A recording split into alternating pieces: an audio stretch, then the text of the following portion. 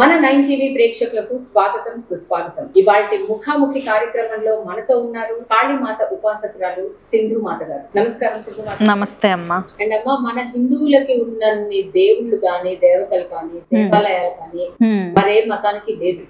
అవునా?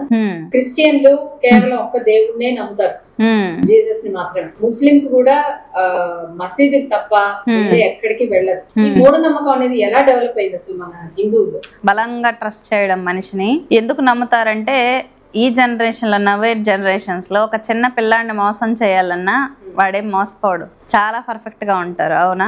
ఇప్పుడు క్రిస్టియన్స్ అనేది వారానికి ఒకసారి చర్చ్కి వెళ్తారు, చక్కగా ప్రార్థన చేస్తారు, డెడికేషన్ ఉంటుంది వాళ్ళలో. చర్చ్కి వెళ్ళే ప్రతి క్రిస్టియన్ కి డెడికేషన్ ఉంటుంది, వాళ్ళకు వాళ్ళ మతం పట్ల విశ్వాసం ఉంది, వాళ్ళు వాళ్ళ మతం పట్ల విశ్వాసంతో ఉంటారు.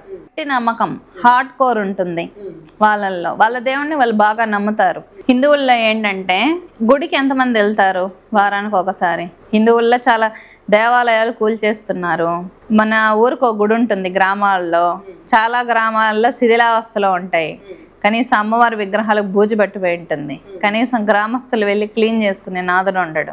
రెవెన్యూ మన గుళ్ళకి చాలా వస్తుంది, ఆ రెవెన్యూని బ్రాహ్మణులకు జీతాలు ఇవ్వరు. ఈ బ్రాహ్మణులకు జీతాలు లేక ఒక వాల్యూ ఇవ్వరు ఫస్ట్ ఆఫ్ ఆల్. అదే చర్చిల పాస్టర్ చాలా విలువ ఉంటుంది. ముస్లిమ్స్ లో వెళ్ళినప్పుడు వాళ్ళ మత పెద్దలకి చాలా విలువ ఉంటుంది. భగవంతుడి తర్వాత వాళ్ళకు విలువనిస్తారు. కార్యక్రమానికి వెళ్తేనే 1000 అంటే 500 ఇచ్చి పంపించే వాళ్ళు ఉన్నారు. కాబట్టి ఇప్పుడు చాలా మంది బ్రాహ్మిన్స్ కి పిల్లనివ్వటం లేదంట బ్రాహ్మణ వృత్తిలో ఉంటే. అది నేను కొత్తగా వింటున్నాను. ఇక్కడ కార్యక్రమాలకు వచ్చి చేస్తూ ఉంటారు కదా, ఏ గుడికి మెయింటెనెన్స్ లేదు, ధూపదీప నైవేద్యాలు లేదు, వాటికంటూ ఓ సిస్టమ్ లేదు. ప్రజల్లో భక్తి అనేది లేదు. ఓ బ్రాహ్మణుడు చెప్పినా వినే పరిస్థితుల్లో ఎంతమంది ఉన్నారు? దీపం పెట్టడం అనేది డైలీ ఇంట్లో ఉన్న నెగటివ్ ని క్లియర్ అవుతుంది. డైలీ దీపారాధన చేయడం వల్ల ఎంతమంది చేస్తున్నారు హిందువులు? దానివల్ల మన ధర్మం అనేది లుప్తమైపోతుంది.